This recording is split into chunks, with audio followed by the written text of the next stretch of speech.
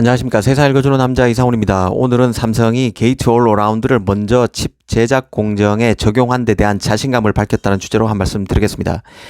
경계현 삼성 사장이 최근 삼성 파운드리가 3나노에서 결정적 승기를 잡을 것으로 봤습니다. 먼저 그의 발언부터 보겠습니다. 그는 기술의 완성도만 놓고 보면 삼성이 TSMC에 뒤져 있음을 인정했습니다. 이 4나노는 2년 정도, 3나노는 1년 정도 뒤처진 것으로 평가했습니다.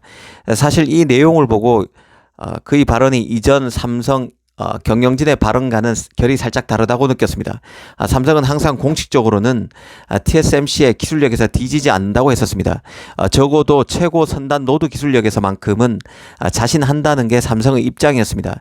최소한 선단 공정만큼은 TSMC와 차이가 나지 않는다는 식으로 말을 해왔었는데요. 하지만 이번엔 달랐습니다. TSMC보다 못하다고 인정한 것입니다. 그것도 4나노는 2년 정도 뒤지고 삼성이 먼저 칩 양산을 시작했다는 3나노도 1년 뒤진다고 말했습니다. 어떻게 보면 그간 삼성 파운드리가 점유율 고객 확보 측면에서 완패한 게 객관적 평가이기 때문에 그대로 이를 수용한 발언으로 볼 수 있을 것 같습니다. 기본적으로 평가는 제3자가 내려야 객관적입니다.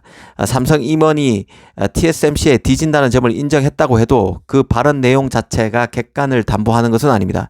아마도 어느 정도는 삼성의 우호적인 평가를 내렸을 것으로 보는 게 더 합리적일 것입니다. 이 4나노에서 일어난 일을 한번 복귀해 보겠습니다. 이 삼성은 퀄컴의 최고 AP인 스냅드래곤 8 1세대 AP를 자신의 4나노에서 따내 처음에는 기세 등등 했었습니다. 하지만 8 1세대 다음 제품인 8 1세대 플러스와 2세대 AP를 모두 TSMC 4나노로 뺏기면서 곧바로 수율 부진 논란이 불거졌습니다. 전세가 완전히 역전된 것이죠. 더구나 여기서 끝나지도 않았습니다. 퀄컴의 AP 시리즈 가운데 최상위 AP 바로 아래 모델인 스냅드래곤 7 1세대 AP도 처음에는 삼성 4나노에서 만들다가 7 1세대 플러스마저 TSMC 4나노에 내주는 굴욕을 맛봤습니다. 이게 바로 삼성입니다. 이런 삼성이었기에 이 4나노에서 TSMC에 2년 뒤진다는 얘기는 당연한 기결이라고 봅니다. 다만 얼마 전 유명 팁스터가 삼성이 최근 4나노 수율을 급격히 개선했고 그래서 삼성의 엑시노스 2400이 조기 복귀해서 삼성 4나노 노드에서 만들어질 수 있고 AMD의 4나노 칩 물량도 최근 삼성 파운드리가 유치에 따른 확인되지 않은 소식을 전한 점도 유심히 봐야 한다는 생각입니다. 만약 현재로서는 루머 수준의 이 팁스터 소식이 사실이라면 삼성이 공식적으로 4나노에서 TSMC에 2년 뒤진다는 점을 얘기한 것 자체가 조만간 이런 판세에 변화가 생길 것이란 자신감에 근거한 인정이 아닐까 하는 생각도 듭니다. 이 팹리스들이 3나노 적용을 자꾸 뒤로 미루면서 4나노 향배에 더 관심이 커지는 상황인 만큼 향후 잘 살펴볼 부분이라는 생각입니다. 사실 이번 삼성 경영진의 언급에서 특히 눈에 띈 대목은 3나노에 대한 평가였습니다. 핵심은 삼성이 게이트-올-어라운드 적용을 3나노에 먼저 적용한 것 자체가 선두 파운드리 경쟁의 분수령이 될 것으로 삼성 경영진이 봤다는 점입니다. 일단 3나노에 대한 평가를 했는데요. 삼성이 TSMC보다 1년 뒤진다고 했습니다. 사실 이는 어찌 보면 당연한 측면이 있는 게 사실입니다. 삼성은 3나노부터 트랜지스터 구조를 바꿨습니다. 기존 핀팩 공정을 고수하지 않고 먼저 공정에 큰 변화를 줬기 때문에 수율 맞추기가 더 어려울 수 있다는 뜻입니다.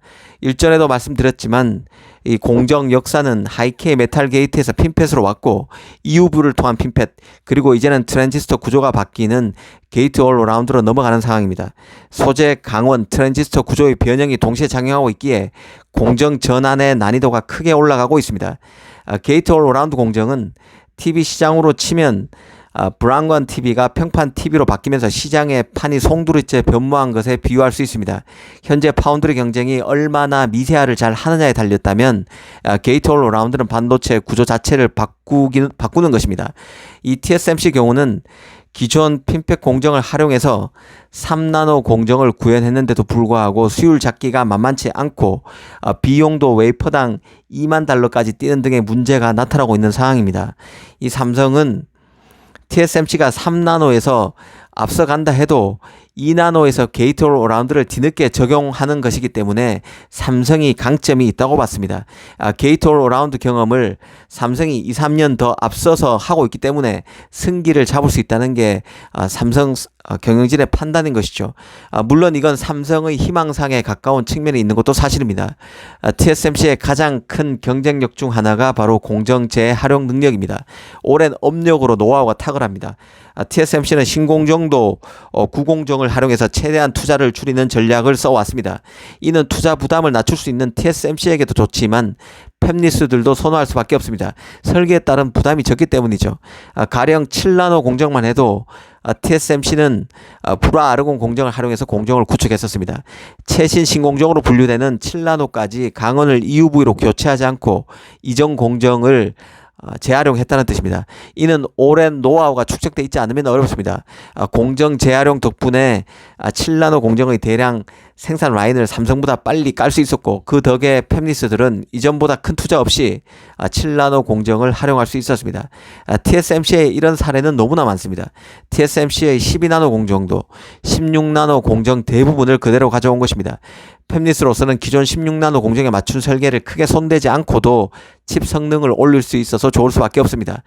그런 맥락에서 보면 삼성이 게이트 올 어라운드 공정을 3나노에 먼저 적용한 것은 TSMC를 역전해야만 하는 후발 파운드리 삼성 입장에서는 어쩔 수 없는 선택, 어쩔 수 없는 승부수에 가까운 측면이 있다는 뜻입니다.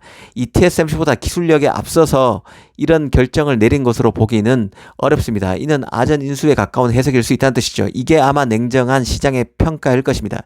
이 TSMC가 3나노에서도 핀펫을 고수한 것도 기존 고객의 니즈에 응해준 TSMC의 영업 전략으로 볼 여지가 있다는 뜻입니다. 다만 삼성 입장에서 긍정적인 것은 지금은 12나노, 7나노가 아니라는 점입니다. 이 3나노, 2나노는 한마디로 미세 공정의 최극단까지 간 공정입니다. 그래서 더 어렵습니다. 앞서 말씀드렸듯이 소재, 장비, 트랜지스터가 다 바뀐 공정이기에 먼저 선단 공정을 경험하고 있는 것 자체가 강력한 무기가 될 수 있다는 점도 잊어서는 안 된다는 생각입니다. 삼성 입장에서는 긍정적인 부분이 분명히 있을 수 있고 이 부분을 삼성 경영진도 강조한 것으로 보입니다. 특히 삼성은 삼성 3나노 공정에 대한 고객들의 반응이 좋다고 전했습니다. 고객 사명을 얘기할 수는 없지만 알만한 거의 모든 고객이 같이 일하고 있다고 했습니다. 아마 테스트 중에 있다는 뜻이겠죠. 이 3나노에 대한 기대를 가질 수 있게 만드는 대목입니다. 최근 외신에서는 이 퀄컴, AMD 등의 듀얼 파운드리 전략으로 삼성을 다시 협력사로 파운드리 제작 협력사로 선택할 수 있음을 전하고 있다는 소식을 말씀드린 적이 있습니다. TSMC의 제작 단가가 크게 뛰는 상황, 그리고 삼성 파운드리 수율이 개선되고 있는 상황 등이 맞물리면 주춤했던 삼성 파운드리가 다시 심기일전할 수 있다는 생각입니다. 삼성 강연에서 또 눈에 띄었던 대목은 메모리가 그 인공지능 AI 시대를 맞아서 대세로 떠오른 GPU 역할을 뛰어넘을 수 있다는 전망이었습니다. 챗 GPT와 같은 그 생성형 AI는 대부분 NVIDIA GPU 시스템을 쓰고 있는데 이 AI 성능의 한계는 GPU가 아니라 메모리에서 갈린다는 것입니다. 연산이 가능한 메모리가 이 분야 돌파구가 될 수 있다는 생각을 전했습니다. 이 HBM 핀 같은 것을 생각하시면 될 것 같은데요. 이 제품은 최고 성능의 D램인 HBM의 프로세서 기능을 가미한 신개념 메모리입니다. CPU와 같은 프로세서는 메모리로부터 명령어를 불러와서 실행하고 그 결과를 다시 기억장치에 저장하는 작업을 순차적으로 진행합니다. 그런데 CPU와 메모리 간에 주고받는 데이터가 많아지면 작업 처리가 지연되는 현상, 이게 바로 폰노이만 병목인데요. 이런 것들이 생깁니다. 그런데 HBM 핌은 프로세서에만 연산에 따른 부담을 몰아주지 않고 메모리도 같이 연산 능력을 가질 수 있게끔 한 것입니다. 메인 프로세서가 빨리 작업을 처리할 수 있도록 일종의 서포팅할 수 있는 메모리로 이해하시면 됩니다. 이런 신개념 메모리가 AI 시대 프로세서 경쟁력을 끌어올리는 핵심 키라는 것을 삼성 경영진이 강조한 것으로 봅니다.